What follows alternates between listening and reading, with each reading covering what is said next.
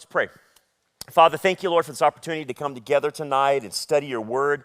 And Father, as we study about suffering and we study about the crown of life and this reward that's very important, help us to apply, help us to live this out because it's a difficult subject and it's hard. And so we need wisdom, we need understanding, and we need direction from you, Father, from your word. We pray now in Jesus' name, amen. Okay, we looked last week on the doctrine of rewards, and we were studying. Let me go back here to James. This is James chapter 1, and James talks about the crown of life. There are 5 crowns that are given as rewards. Not all believers will get these crowns. This is given to those believers who do a particularly exceptional job in a particular area. And in the crown of life area, you can see this in James, and then we're going to look at the Church of Smyrna tonight. The crown of life is given to believers who suffer well in their life. That their suffering doesn't stop them in their growth, it actually accelerates their growth. That their suffering doesn't prevent them from getting all embittered and angry and depressed and all that stuff that suffering can bring on you and getting twisted off with God, that actually they become more Christ-like through it. What happens is if you look at most of life as you live it, you start suffering at a very early age. And suffering is, it hits everybody. And typically people, when they're younger, and especially if they're not Christians and they don't have a Christian environment, maybe they do go to a church or whatever, and they do go to a Christian environment, but the pastor or the teaching of that church doesn't teach them how to suffer, how to endure, how to persevere through trials. And typically churches don't want to talk about that subject because it's not a good subject that draws people, because the churches are trying to do a feel-good message, right? So they're not going to talk about suffering. They're not going to talk about pain. So a lot of churches leave their people with no ability to handle the way life is. Life is harsh. Life will beat you down. Life will kill you eventually. That's how bad life is. You're in a hostile environment, and this is the best word I could come up with. Ever since the fall, the environment is actually working against you. The environment is with hurricanes, tornadoes, earthquakes, or whatever, is not a peaceful environment to be in. It's a very hostile environment. And when we live in the West, a lot of us have corralled, so to speak, the weather and whatnot, and it doesn't affect us too much. But if you live in a third world country or even second world country, the elements bear a major problem on you, and even the animals bear a major problem on you if you live in third world countries. That's one of the major problems, is the environment. Well, sometimes we're immune to that, but we still have earthquakes in California and whatnot. But in first world countries, what I tend to see more happen is that the sin of others, our own sins, tend to affect us more. And that's a hallmark through all human history. So early on, what will happen is not only are you affected by the fall, people die, people get sick, things that you can't control happen because of the fall, but then the sin of others and our own sins contribute to that. And then if you add in the demonic warfare and the satanic warfare, and the world system that Satan controls, then you're up against another enemy. And so you instantly have like 4 things working against your life early on. And most people are trying to manage life the best they can, and they find ways in life to survive, okay? And they do their best to survive. Humans are very good survivors, there's no doubt about that. But the things that humans pick in order to survive sometimes ends up killing them as they try to survive temporarily through the pain and the circumstances and the people sinning against them and their own sin and Satan coming against them and whatnot. So what tends to happen is Satan will use that against the people and pound them into the ground even further, because they typically will pick coping mechanisms to cope that are not biblical, and those coping mechanisms kill them. And coping mechanisms, as you know, the real easy ones are like, drugs, alcohol, sex, some types of outlets or something like that people choose to cope. But other people cope by burying emotions, shutting themselves off completely. Other people try to deal with life with relationships. So they go from relationship to relationship to relationship, and they have multiple relationships, and they just can't ever figure out why they can't find the right person, and they're on an ongoing search. So they'll try to satisfy this coping mechanism with relationships, and that doesn't work typically. And then they'll try to satisfy it with maybe jobs and career, a certain career path, and achieving things and jobs and whatnot. And that ends up really going nowhere. That becomes a coping mechanism as well. And so what ends up happening to humans is they're suffering, but they're not suffering well. So then they become Christians. And again, people who soft sell the gospel will say Jesus is a life enhancer rather than a life rescuer. And so they become a Christian by coming to faith in the Messiah, but then they don't go any further than that. And once you realize that, coming to faith in the Messiah is the first step, then you start realizing that the process of sanctification is a process of suffering. And it is a process of denying yourself. And it's a process of taking up your cross. It's a process of letting go of the coping mechanisms and letting go of the way you managed life. And that's a hard pill to swallow, because that means you have to die to self. And a lot of people don't want to die to self because they're afraid to leave the coping mechanisms they've established in their life, because the coping mechanisms help them to survive. And now Jesus is telling them, I'm going to take away your coping mechanism, and I'm going to give you a biblical coping mechanism, the way I want you to handle things, and they won't let go. They just won't let go. And that stops their way of suffering. They suffer still, but they're not suffering well. And if you don't suffer and use the biblical tools to how to suffer, then you get twisted up. You get mad at God, you get angry with life, you get bitter, depressed, vindictive, critical. All these bad traits starts coming out in the person, okay? And the older they get, the worse they get. That's how it works. You don't get better when you get older. You get worse if you don't tackle these things. So if someone's bitter at 25, can you imagine them at 75? Yeah. It doesn't get any better. And unless that stuff is arrested. And a lot of times it's not, unfortunately. So one of the things that you'll see is, we saw last week is, James and the other New Testament writers are saying, you need to learn to suffer well. He says, count it all joy. We looked at that. And you're like, what are you talking about? Well, there's things because of suffering that God can do through you and bring good things out of it. Obviously, you will look more like Christ the better you suffer. And so one of these rewards that is in concert with suffering well is the crown of life. If you get the crown of life, or any of the crowns, there's 5 crowns, that means you rule and reign. You get to rule and reign in the Messianic kingdom forever. And that's a position that can never be taken away from you. And I know ruling and reigning doesn't sound good in this world maybe, because if you're a boss and you're in charge of a lot of things, the last thing you want in heaven is more responsibility. That's it.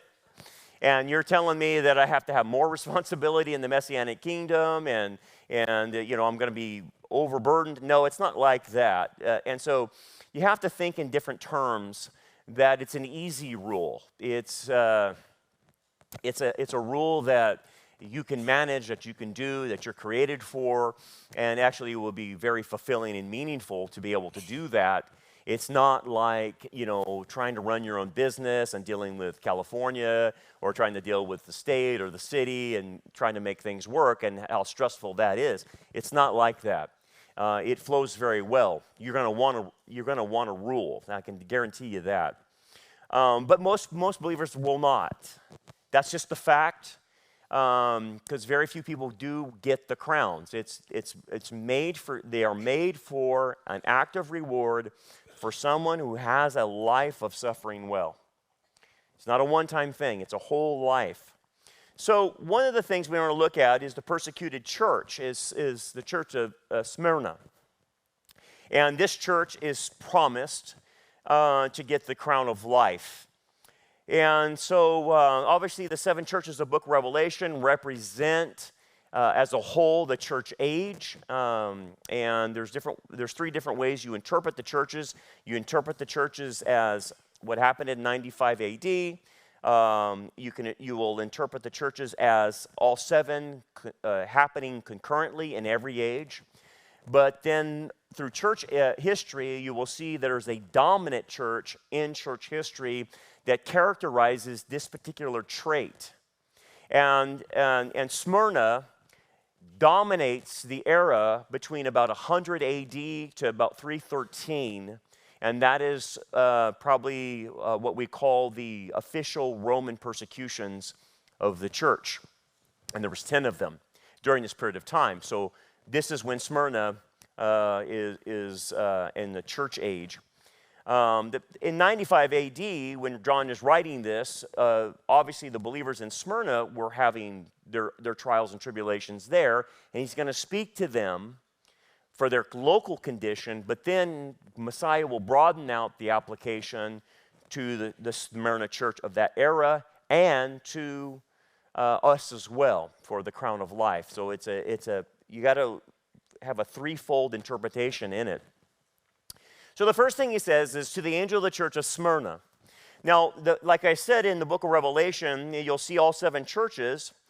Every church has an angel assigned to it. And so, again, the message is going to the angel, the watcher angel, and it's not the pastor. If it was pastor, it would use a different Greek word, but it uses the word angel in the Greek, so it's referring to an angel. Why is that? Because every church has an angel assigned to it that is a watcher angel. That angel is a protector angel. He's the church's angel that protects them from the demonic forces, that protects them from fallen angels and whatnot. And that angel will then serve as a witness to that church at the Bema seat as well. And so it's not only a witness, but a protector, a guardian angel, a sentry, whatever you want to call them. But every church has an angel. Rock Harbor has an angel. Every church has one. So this angel then will stand witness to the participants of this church when they are judged at the Bema seat as a witness of suffering well in their case. He goes, by the way, Smyrna is a derivative of where we get the word myrrh from. They actually in Smyrna made myrrh, and that's what they sold. One of the products they sold in Smyrna was myrrh. And myrrh obviously was an embalming, it was used in embalming and for burial. So the product they sold is associated to death. Even though it smells good, that's what they would put all over the body to prevent the smell of the decay. They put the myrrh on the body. So it has a sweet smell, but it is for death. So therein, hence the name goes with what they're suffering. He says this, write these things, says the first and the last, who was dead and came to life. And so automatically the first and last is identified in Revelation chapter 1 as the Messiah. And the Messiah is claiming to be Yahweh, obviously, and he is Yahweh, the second person of the Trinity. And that's why the first and the last, that's an Isaiah passage reference. So you're dealing with the Messiah, who is the God-man. But one interesting thing about Yahweh is that he was dead and came to life. And this is what the Jehovah's Witnesses that sit in the park can answer. When he asks them, then, who do you think is speaking in this passage? And they say, well, it's the Alpha and the Omega. It's the first and the last of Isaiah 44 and Isaiah 45. And but look what he said. The Alpha and the Omega is saying he was dead, but he came back to life. So who is that? And they immediately switch it to Jesus. And it's like, well, no, it's the same person. It's the same one. It's the Alpha and the Omega, and that person, that Alpha and the Omega is Jesus, and he's claiming that he was dead and came to life. So how can you say the Alpha and the Omega didn't die? Because he just said he did. And they get hung up, and they were like, well, I'm not here to argue. But it's when you hang them up with the text, it's hard to deny what the text is saying. It's Jesus talking, and he's claiming to be the Alpha and the Omega of Isaiah 44 and 45. Okay, but notice what Jesus says. Who was dead and came to life. Now, what is that a reference to? It's real simple, right? The resurrection. He was crucified, he was dead, buried, and rose on the third day. So why does he say that to Smyrna? And this is the key to understanding how to suffer well. What is Messiah trying to do? They're suffering, and he just told them what? I suffer too. In fact, I suffered more than anybody has ever suffered. I suffered more than the cumulative suffering of all humanity put together when I went to the cross. I took on everyone's sin, and I suffered more than any human being has ever suffered. I suffered eternally, actually, because I'm an eternal being, the God-man, and because I took on all the sins of the entire world, I suffered more than the cumulative suffering of all humanity of all time. So when he states that, what Messiah is doing is creating a connection point for suffering. That we have a God that suffers, or that suffered more than any of us in this room put together, ever, for all of our lives. We can never outsuffer what the Messiah did. Now, that's not to one-up us. It's a connection of relationship with him. That's what it's there for.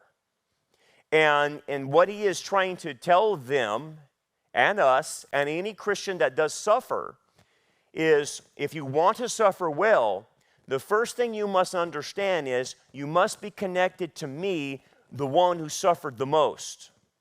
Because suffering, once it starts happening to you, puts you in a position of disconnecting from God. You will run away from him is the typical reaction of people. And typically the reason they're running away from him is because Satan has convinced them to blame God for what is happening to them. Now their mind will instantly go there. And so they become a theologian and thinking that, well, if God is all powerful and he's all loving, why didn't he stop this? Why didn't he prevent this? And that is a very satanic tactic. But that happens to everybody.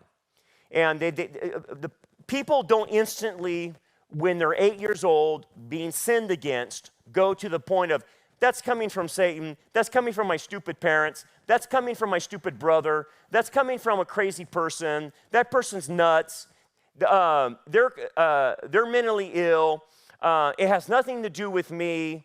No one thinks like that. No one thinks like that. When they start having suffering, the first thing they do, blame God. Well, he has the power, why doesn't he stop it? This is what creates atheism. Most atheists are so angry because they're mad at God for allowing something to happen in their life. Allowing hypocrisy, parents, whatever it might be. So what Messiah is trying to do is create a connection point of understanding, look, the suffering that you're going through, I suffered too. And understand, I'm not the one who's making you suffer. It is other factors. So why did Jesus die on the cross? For his own sins or who else? For others. He didn't die for his own, because he had no sin.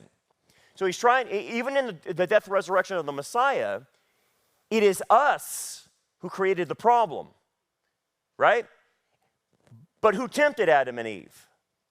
Satan. So you have the factors all being, if you understand the death and resurrection of the Messiah, and you understand the reasons why, then you can factor in the four factors. Satan, the tempter, caused Adam and Eve to fall and sin. So you have two issues answered right there. And then the sin of others is answered because now humans will start sinning against each other. And then the curses the ground because of you. And number 4 is answered in the fall. So if I look at Christ on the cross, how does he represent the fall? What is on him that represents the fall? Well, sin, yeah, but there's actually a tangible thing on him that represents the fall.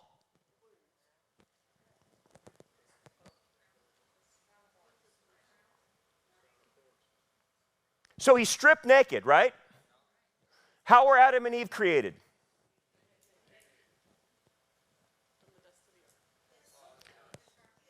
They had access to a living tree. He goes to a dead tree. Okay? You see, he voluntarily allows them to strip him naked. Like Adam and Eve were created, and then when they sinned, they realized they were naked, and the shame that came from that, right? Okay. Curses the ground because of you. Thorns and thistles will come from the ground because of that. In your work, you will toil through your work and in the sweat of your brow. He's stripped naked, but he's wearing one thing. A crown of thorns. The crown of thorns is pointing back to the thorns and thistles that will come from the ground, which is a curse for the fall. He's wearing the emblem of the fall on his head. Okay, so if you look at the death, burial, and resurrection, you have all factors being. So anyone should say this: why is he on the cross? Why did he go to a cross? There's 4 factors: Satan, humans sinning against each other, and the fall, all encompassed by why he is suffering. So that's why all creation groans for its redemption, because not only does he redeem us, but then once he redeems us, he redeems all creation, because it's cursed, right? So the creation groans in anticipation for its own redemption. So the fact that Messiah is saying, look, here are the reasons you're suffering. It's not God or me doing this to you. Did I allow it? Yes, but I will tell you why I allowed it. But there's 4 factors that are affecting you. So the first thing you need to do is not blame me. And so in suffering, that's where you have to arrest yourself. Does God allow the things to be brought into our life? Of course. But that is different than causing. If you go into the mode of thinking God caused you to suffer, then you will instantly want to get away from him. You will instantly want to distance yourself from him because you think he's the problem of why you're suffering. So you distance yourself, and that's what causes people to walk away. So this connection point is being established by the Messiah. And he's saying, you need to come to me because I have suffered more than anyone for all these other reasons that we're going to account for. And here's why you need to come to me instead of run from me. You need a connection in your suffering. The more important thing in your theology is understanding why theologically you need to connect to the Messiah. Okay? We understand theologically who Messiah is, but if you want to suffer well and heal from the pain, then you must connect to him for healing. Okay? You have to let God in. And one of the things that people do is they don't let God into their suffering because they're blaming him and they're pushing him away. So this is the essence theologically of what people need when they're suffering. They don't need a theological treatise. They don't need to know the answer why, because that's not ever going to be answered a lot of times until you're on the other side of heaven. Like I said with James, he was saying, the knowledge you ask for wisdom is what does this suffering do for me? What am I to learn spiritually about myself through this? But this is where it all begins, is the connection. So this connection point for healing of letting God inside of me, in my heart, to heal my heart, starts with understanding. So when Messiah says, I was dead and behold I am alive forevermore, he is saying, I understand your suffering. I understand it better than you do. I understand you. So one of the connection points that people need in their life is that someone understands them. Well, if you break away from God, you're breaking away from the person that understands you. Okay? That's why people get worse when they break away, because now who are they going to go that can understand them? Now, they might find other people, and this is a good thing sometimes. They'll find support groups of people that have been through the same stuff, and that's great. And we have those and stuff like grief share and divorce care and all that other stuff, and that's great. And you need that. You need to have other people that have went through the same thing. But even at that point, your suffering is unique to you. You might have went through a divorce like other people, but your divorce is unique to you. And no human can go there. So you have to go to the Messiah because only he understands the uniqueness of your suffering. Okay? He understands every facet of it. And so you need that. You need to be understood. Second thing is you need grace.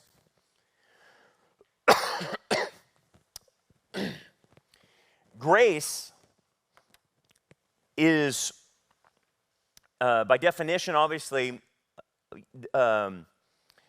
giving you something that you don't deserve, okay? And what is it that God wants to give you that you don't deserve? He wants to give you a relationship with him, okay?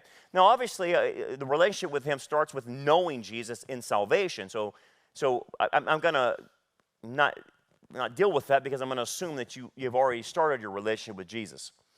But grace is how you are to operate with God.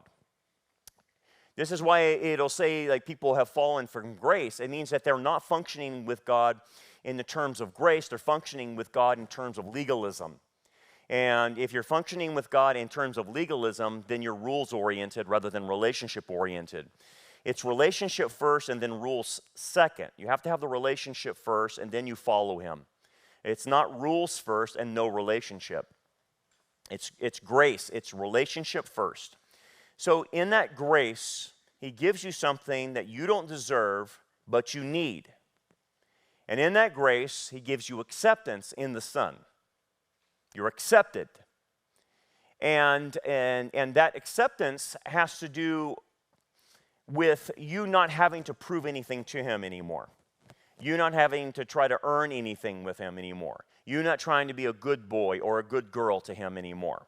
Because if you've come to faith in the Messiah, he already accepts you. Now, a lot of people can't accept that.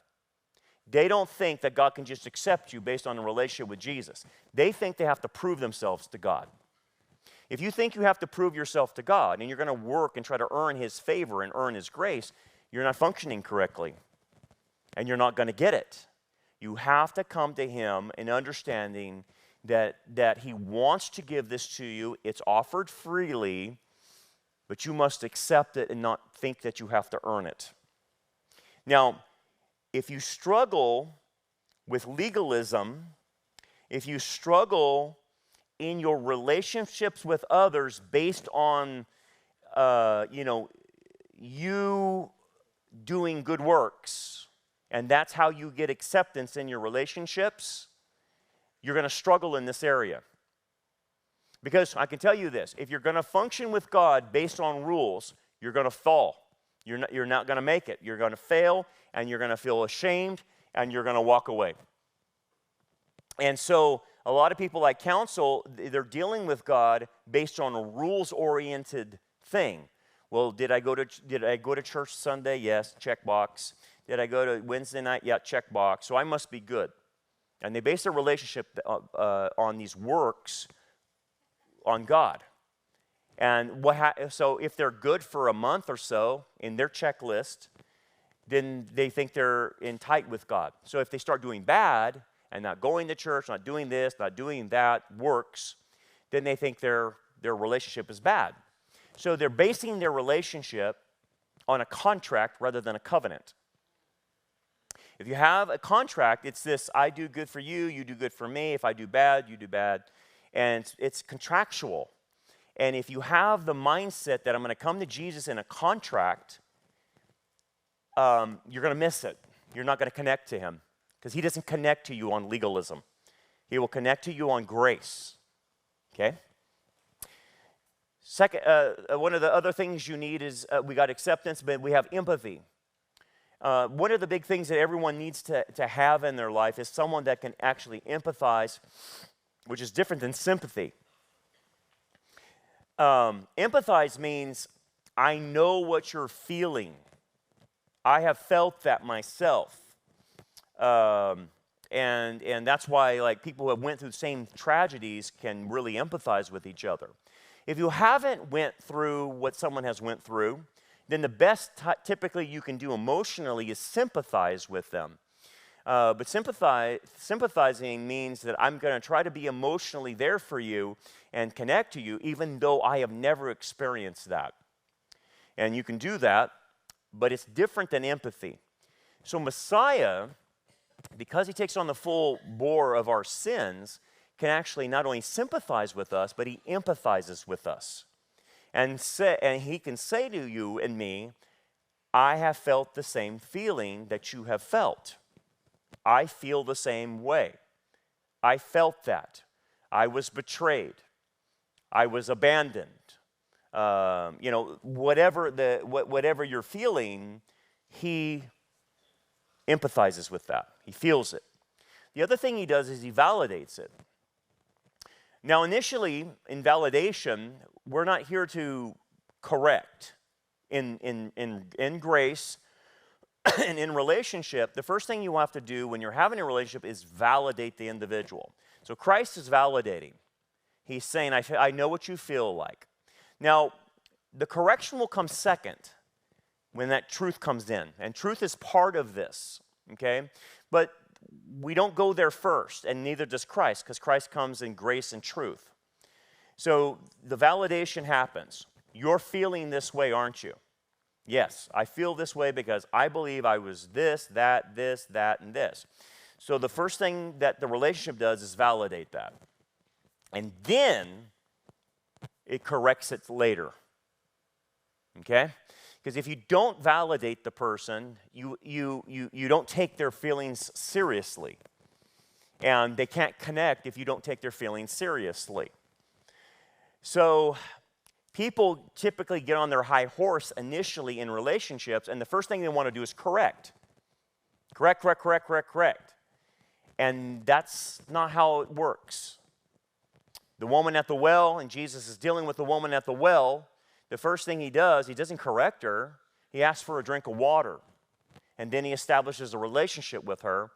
It's very quick, but he does establish a relationship with her because no Jew would ever ask a Samaritan to give him some water. And then they have a little theological debate that that again is engaging, and he's establishing a relationship. And then after he establishes the relationship, then he corrects. Go get your husband. Well, he's not my husband. Yeah, I know he's not your husband, and you've had the fight before. So he's validating her. Thank you, man. He's validating her, but at the same time, then later on corrects. So don't worry about correction at the beginning. If you move then to truth, then you have to, then what Messiah wants to do, once he validates all your emotions and understands how you're paying, now it's about going back and let's bring truth to the situation and shine the light on what's really happening. So this is where you must go back into your past.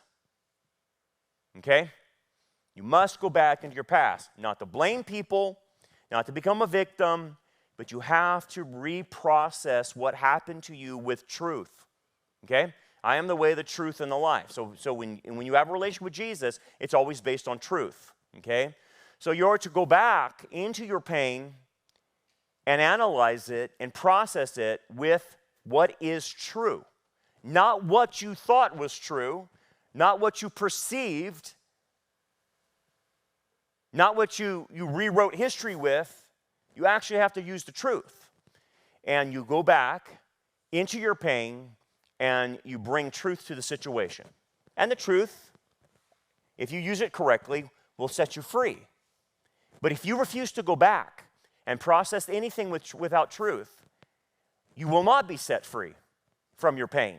You will not be healed because you refuse to go back in there and do it. So the writer of Hebrews calls this a root of bitterness in chapter 12. That if you don't access grace and you don't ask for help from God and you don't process things with truth, then a root of bitterness starts becoming stationed in your soul. And it stays in you. And the only way you can get it out is by truth. So the writer of Hebrews is warning about this.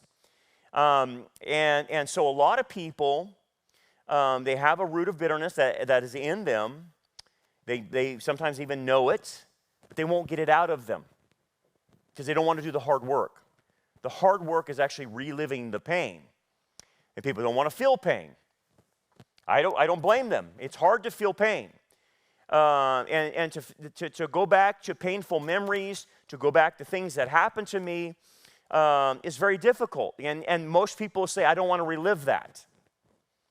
But I'm telling you, if you don't go back and relive it with truth, you're never going to be free.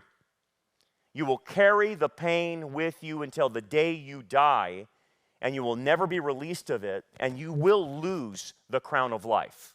It will not be given to you because you haven't suffered well. In fact, what you have decided to do is suffer in a bad way and have bad pain, unredemptive pain in your life. See, there's two types of pain. There's good pain that's redemptive, and that's you going back and me going back and reprocessing things, what happened to us with truth, and getting that out. And then there's bad pain, where we just sit on it, and nothing happens, and the pain just keeps going worse and worse and worse, and the root of bitterness grows a tree in us and sprouts fruit, and we're carrying that burden, we're carrying that pain, and that's called bad pain because it's unredemptive. It doesn't do anything for us. It actually makes us worse. So you have to ask yourself, what pain are you willing to deal with? Redemptive pain or bad pain? Because you're going to get pain either way. It's your choice. And if you choose this one, you get set free. It's not overnight. It's not overnight. It's actually a process. It takes a long time, many times, years sometimes. People ask me, well, how long does it take? And I said, well, how long were you traumatized? And they said, well, from 8 years old to 12, I was traumatized. I said, okay, so you probably need to double that. You're going to have to probably double the trauma. So if you were traumatized for 4 years, and we're barely starting to work on it now, give yourself 8 years. That's how long it'll take. And people don't want to hear that. People don't want to hear that's going to take that long. But it does. And that's just the way it is in pain. Because there's a growth process. There's a whole learning curve that has to happen in the trauma. So most people want a magic pill from the doctor and say, it's over, and I'm past it. That's not how pain works. You must embrace that pain to let it go eventually. So if the trauma was 4 years, double it, it now means 8. I can guarantee you if you work the process correctly, at the end of 8 years, you typically will be set free. You'll be able to have closure and move on. Okay, but you have to do the work. You have to be in for the long haul. And that's why it's so hard. And that's why Messiah is saying, you have to connect with me through this whole process because truth is going to be a big deal. And then you have to give up what must be surrendered. This is a hard one. So coming to the Messiah, he obviously is going to ask you to sacrifice. If you have a relationship with Jesus, that's the first thing he tells you to do. You have to sacrifice. You have to take up your cross. You have to deny yourself. What am I denying myself of? Well, in pain, I have to deny myself of the coping mechanisms that I have adopted that are not biblical. And this is the sticking point for people. Because you're telling me I have to give this up. Well, this is how I've managed life for 20 years, Brandon. This is how I've managed life for 30 years. And you're telling me I have to give up these coping mechanisms. Yes, if you want to be set free. If you don't want to be set free, just keep doing the coping mechanisms, which are slowly killing you, by the way. So giving up what must be surrendered is the hardest thing to do. This is the sticking point. So it could be a lifestyle, it could be an attitude, it could be a behavior, it could be a number of things. It's not just one thing. But you have to give up whatever has become a sugar stick for you. And a sugar stick is probably the best way to explain it. And why do we call them sugar sticks? Because like a sugar stick that someone, like a sucker or something like that, someone goes to, the person goes to it every time in order to cope with life. And it doesn't come from the Bible. It's something they developed. And that sugar stick is hard to give up. So the problem is, if we take your sugar stick away and you're left with no coping mechanisms, that puts you in a bigger problem too, because then you don't know what to do. So what happens is you have to have the principle of take and replace. And the principle of take and replace is if I'm going to take away your sugar stick, I have to replace it with a biblical coping mechanism. So I have to take the sugar and give you the biblical coping mechanism. And you have to do that. Because if I take away the coping mechanism from you and you won't do the biblical coping mechanism, you will flip out. In fact, you will spin out and probably go back to the sugar stick, but go back worse. Because there for a while, you won't know what to do. And you're just kind of floundering out there. So this is in the counseling situation where we have to work with the person of saying, okay, what are you replacing the sugar stick with? So if drugs is your sugar stick, if whatever, video gaming is your sugar stick, I don't know, drinking is your sugar stick, what's the biblical thing you're going to do? Well, maybe it's going to a Bible study instead of sitting home alone by yourself doing nothing because you need the interaction of other people. Or maybe it's reading your Bible, not just for 5 minutes, but actually pouring into it for like an hour. Or maybe it's praying for an hour or something like that. Or maybe it's talking to a counselor, maybe it's talking to a pastor, but something that's edifying you in a spiritual way so that you don't go back to the coping mechanism. So that's what he's asking us all to do, is get rid of the coping mechanisms. Then asking. And you're like, what do you mean asking? Messiah deals with us not only in grace, but he will deal with us in one of two ways. He gives grace to the humble, but he resists the proud. That's a principle all through the New Testament. Grace to the humble, resist the proud. So what does asking have to do? Messiah is wanting you to ask him for help. I know that sounds like juvenile, and that sounds like elementary, but you will be shocked of how people think in their minds that they got this one, that they have life figured out, they have life by the tail, and they can do it on their own. And if you're in that mode where you think you've got a grip on life and you don't need to ask Messiah for help, then you will be resisted. He will give grace to the humble, but he resists the proud. If you're so prideful that you won't ask for help from him, then you're not going anywhere. You have to come before him. That's what Hebrews chapter 4 is about, that you come to his throne of grace for help, for grace and mercy. You want help. I need help. You have to ask for it. Okay? Past, present, and future. What do you mean? Well, one of the things you're going to have to do with the Messiah as you connect to him is you're going to have to be honest about your past, you're honest about your present, and honest about your future. And be willing to surrender the future to him based on what's happened in the past, what's happening in the present.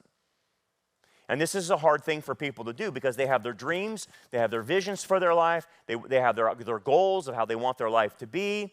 And all of a sudden, what he's ready to tell the Smyrna church is, I know you're suffering, but I'm bringing you more suffering. Now, how would you like that message?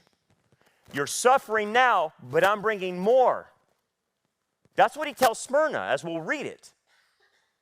So what ends up happening is you have to be honest with him that your life is in his hands, and the way he wants it to go will be up to him and not you. And that if he decides to bring more suffering in your life, then you will submit to it and not resist him, not protest him, not run away. But he's asking, will you let me have your life? And if I bring more suffering, are you going to be okay with that? Because that's what he's going to tell them. Based on past, working through the past, working through your present, and him dictating to you what's going to happen to you in the future. It's a hard pill to swallow. That's where a lot of people start backing up. Because you have to ask yourself, are you totally confident that Jesus can navigate your life even if he brings more suffering in your life? That's a hard one.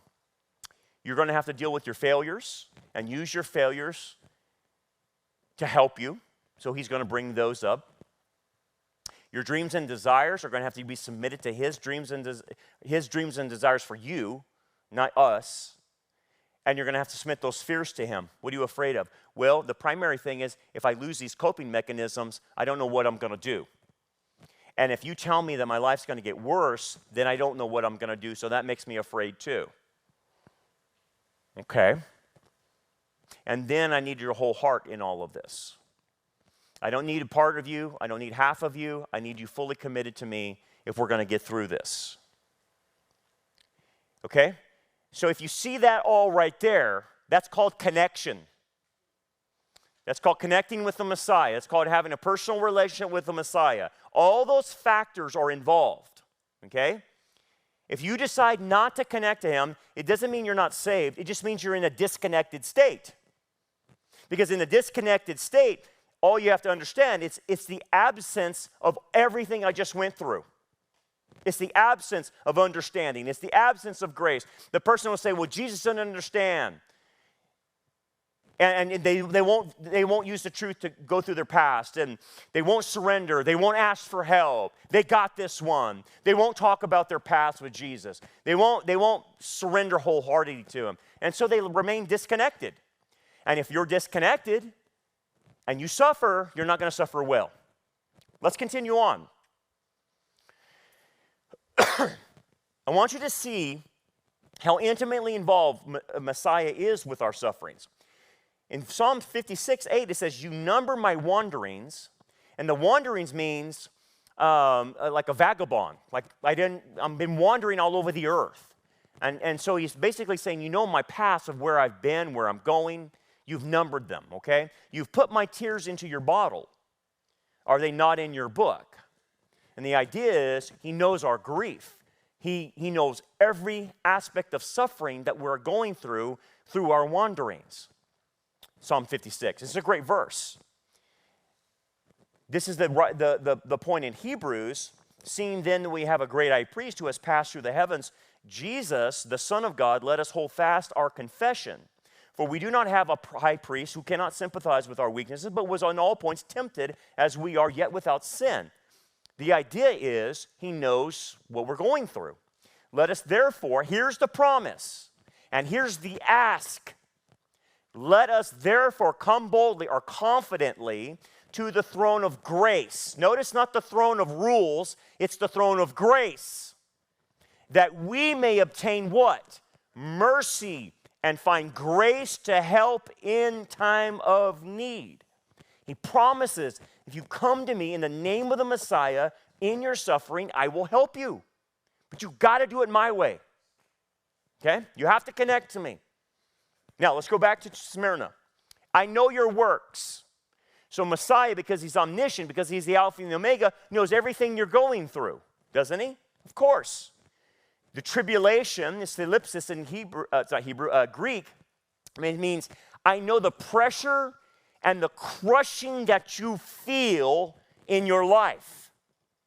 Like when they would crush the myrrh to get that liquid out, it's a crushing aspect.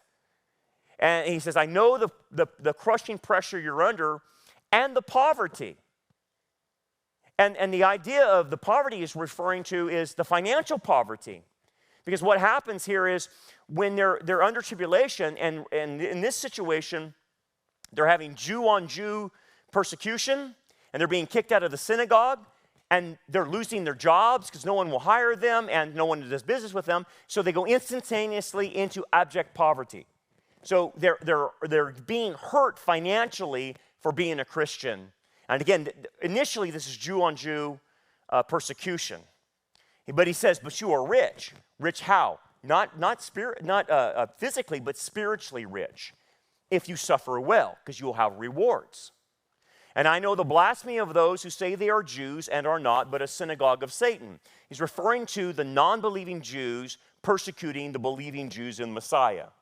He goes, they say they're Jews, but they're a synagogue of Satan, means they're being controlled by Satan to persecute you. Satan is the one doing this to you, not me. Okay?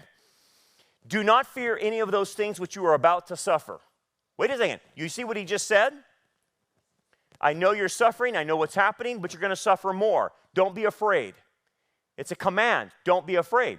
How do I not be afraid if you tell me I'm going to suffer? That's my natural inclination, is to be afraid. The one thing that will kill fear is faith. Okay? So faith has to overcome the fear. So what he's asking them to do is trust me. Do not fear what you're about to suffer. And the only way you're not going to fear about what you're about to suffer is to trust me that I am allowing this for a purpose and a good reason. Indeed, what he's saying, the devil, who's doing it? God? No, the devil is about to throw some of you into prison that you may be tested, and you will have tribulation 10 days. So he tells them the reason why I'm going to allow more suffering is I need you to be tested. I need you to see where you're at in your faith and to see where you're lacking so that we can build you up and get you to the point where I need you to be. So what I have decided to build up your faith is I'm going to allow tribulation for 10 days in your life. Okay? So in 95 AD, this might have happened for 10 days, but we know in church history that there were 10 official Roman persecutions of the Smyrna church era. And it started with Domitian in 96 and all the way went to Diocletian in about 305. These were 10 official Roman persecutions, and this is probably what Messiah is referring to, that I'm about to send the church persecution for 10 days, or basically 10 official persecutions. Now, the question you have to ask yourself, why? I'll tell you why. If you look at the chronology of the churches, there's an answer to this. Ephesus is the apostolic church, where the apostles are still alive. And then they're taking a lot of things for granted because of the access to the apostles. But then they die off the scene. The second generation takes over. And the second generation takes a lot of what the apostles gave them for granted. And they forsake their first love. So to correct the church for forsaking her first love, which is not putting Jesus first and taking everything for granted, Messiah then sends the church persecution to wake them up. So that's the answer on a church history scale of why he allowed 10 official Roman persecutions, is to wake the church up. And at that point, the church did wake up, and it expanded greatly because of that. Now, the same thing might be true with us. Why does he allow the suffering? To wake us up, to get us out of the stupor that we're in, to grow us, to increase our faith, whatever. He has a good reason for it. The significance of 10, let me point this out. There's 10 utterances from God during the 6 days of creation, 10 dreams in Genesis, 10 curses during the fall, 10 commandments of the Mosaic law, 10 praises in Psalm 150, 10 nations named the Abrahamic covenant, 10 generations in Matthew and Luke. What is the whole point of 10? What's the significance? Well, we go to Hebrew gematria to understand that. And what we have is that 10 represents a unity or a plurality of made up of parts. So it's a unit made up of parts, okay? So the number 10 is traditionally a symbol of fulfillment and a return to unity after having gone through the experiences. So the experiences are 10 experiences, but it's a unit. It represents that the person has went through a successive amount of experiences. So the experience is represented by a single digit number, and so 10 symbolizes the concept of totality or an all-inclusive thing. So when Messiah says you're going to suffer for 10 days, how would we apply that? It means the totality of all your life. It's all-inclusive is what he's trying to say about your life. So that's how you would apply the 10 days to yourself. It's all of your life. It's all-inclusive. And Messiah will determine how many successive different sufferings you will have until either the rapture or the day you die. That's what the idea is. So it's a whole life thing. That's where we get the concept from. Anyway, be faithful unto death. So be willing to do this even if I ask you to die. And I will give you the crown of life. That's how you get it. Okay? Unto death.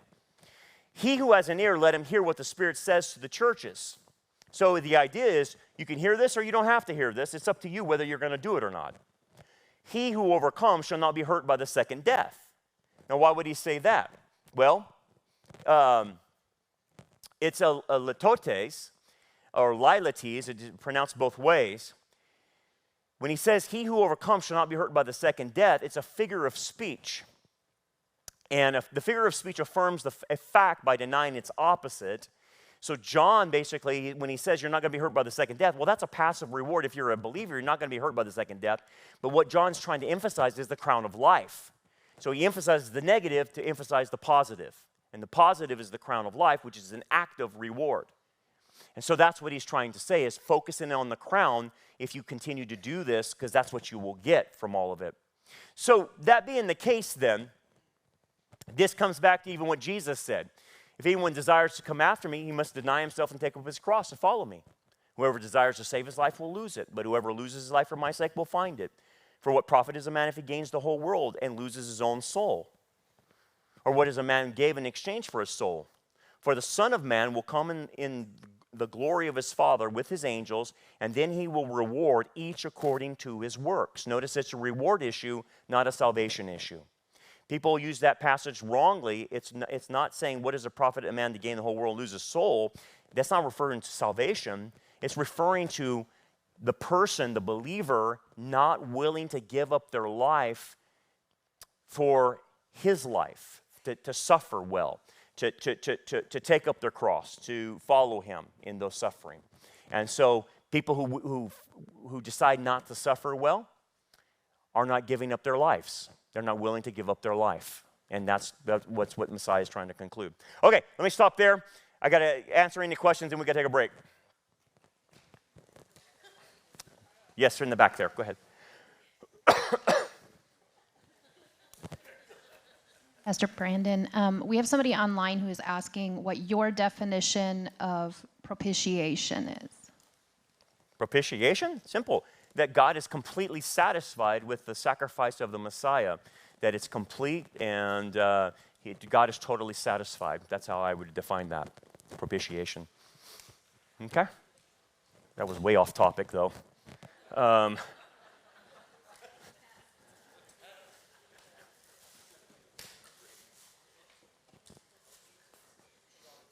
Okay, so now I'm a little confused. So the number 7 I thought was completion. Is what now? I thought number 7 was used in complete. It is.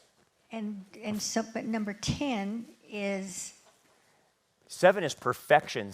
10 is complete. Oh, okay. Okay. 7 is perfection. Okay, Yep. thank you. Mm-hmm.